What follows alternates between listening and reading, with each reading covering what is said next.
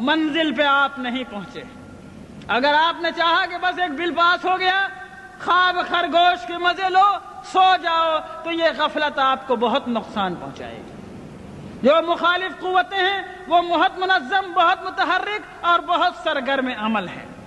ضرورت ہے کہ ہندوستان کے کونے کونے کا ہر مسلمان اپنے طور پر ہر لمحہ باشعور رہے اور ہر آواز پر لبیک کہنے کو تیار رہے۔ دوسری ضرورت اس بات کی ہے لوگوں کہ دین یا کوئی راستہ، آپ کے ہاں سروے میپ چھپتا ہوگا، اگر کبھی 100 برس پرانا سروے میپ آپ نے دیکھا ہو، بہت سی روڈ، بہت سی سڑکیں اس میں دیکھیں گے آپ۔ آج تلاش کریں گے وہ سڑک نہیں ملے گی، وہ ڈیڈ روڈ ہو گئی۔ کیوں؟ لوگوں نے چلنا چھوڑ دیا۔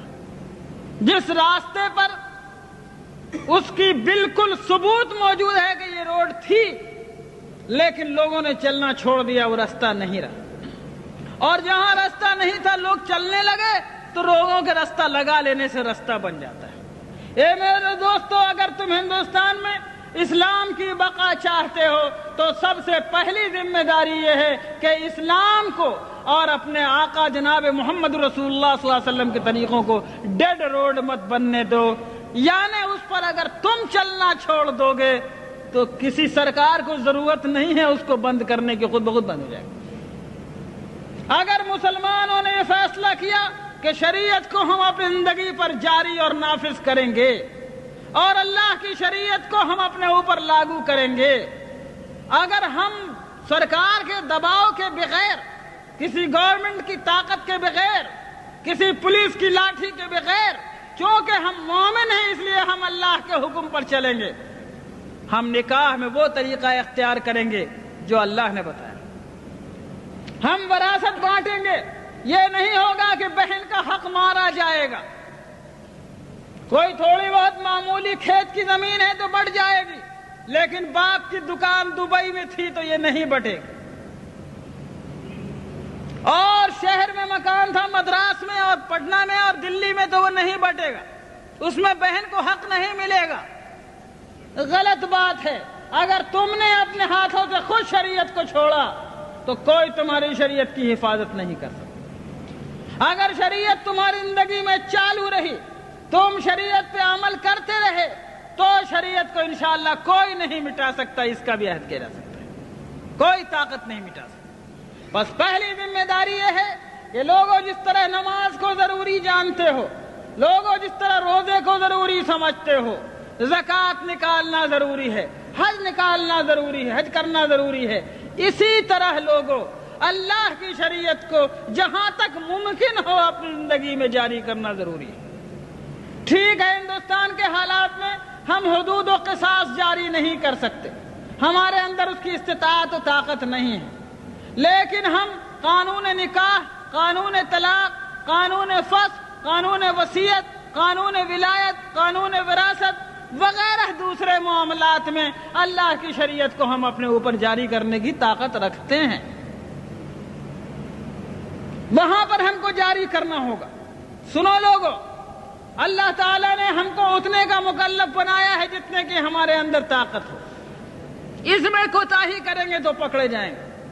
سیدنا امام بویتی رحمۃ اللہ علیہ بہت بڑے عالم گزرے ہیں، فقہ شافعی کے بہت بڑے امام ہیں۔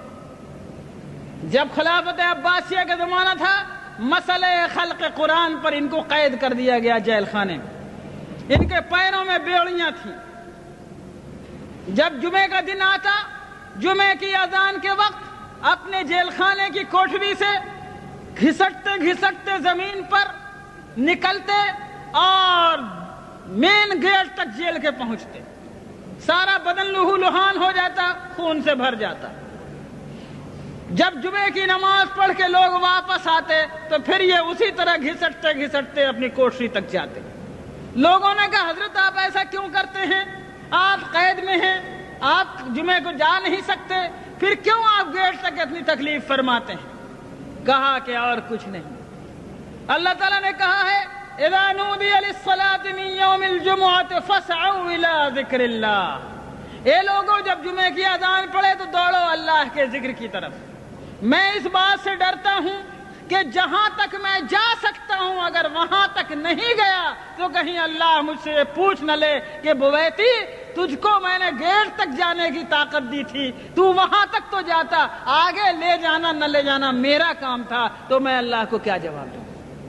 سیدنا امام بویتی کے اس واقعے سے جو ایک نجی اور شخصی واقعہ ہے، ملی زندگی میں ہمارے اور آپ کے لیے عبرت کا ایک سامان موجود ہے۔ ملت اسلامیہ ہندیہ اگر یہ سوچ کر کے سب کچھ ہم نہیں کر سکتے، جو تھوڑا کر سکتے ہیں اس کو بھی چھوڑ دینے کو تیار ہوگی تو یاد رکھو پورا دین تمہارے ہاتھ سے نکل جائے گا۔ لیکن جتنا بھر کرنے کی استطاعت تمہارے اندر ہے، جتنا بھر عمل کرنے کی طاقت تمہیں اس موجودہ حالات میں اللہ نے دی ہے، اتنے بھر احکام پر عمل کرنے کا فیصلہ کرو، انشاءاللہ خدا تعالی حالات کو بدلنے والا ہے۔ آگے کا نتیجہ ہمارے اور آپ کے ہاتھ میں نہیں ہے۔